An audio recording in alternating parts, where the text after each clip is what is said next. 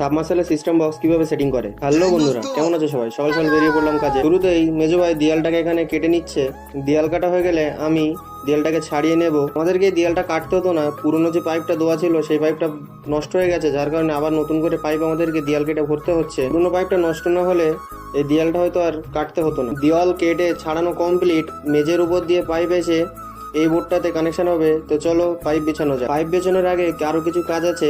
একটা নতুন board install করতে হবে ও আগের দিনকার কিছু সার্কুলার ক্লিয়ার করতে বাকি ছিল, সেগুলো ক্লিয়ার করে নেওয়া হচ্ছে। আমাদের কাটাছেঁড়া কমপ্লিট করা হয়ে গেলে চলে আসলাম পাইপ বিছাতে। পাইপগুলোকে দেয়ালের সাথে বিয়ের বাঁধনে বেঁধে দেবো। পাইপগুলো লক করা হয়ে গেলে সিমেন্ট বালু দিয়ে ভালো করে আটকে দেবো। ওদিকের কাজ কমপ্লিট হয়ে গেলে সাবমার্শালের ওয়ারিংটা করতে চলে আসলাম। সাবমার্শাল ওয়ারিং এ ব্যবহারে নেবো দুটো 1.5 mm ও একটা 0.75 mm তার। তারগুলোকে সাবমার্শালের মেন লাইনের সাথে ভালো করে টেপ দিয়ে জয়েন করে নেওয়া হচ্ছে। সাবমার্শালের সিস্টেম বক্স ওয়ারিং এ নিয়েছি আমরা দুটো 2.5 mm তার। সিস্টেম বক্স কানেকশন কমপ্লিট করে দেয়ালের সাথে বক্সটাকে ভালো করে লক করে আজকের ভিডিওটা শেষ করলাম।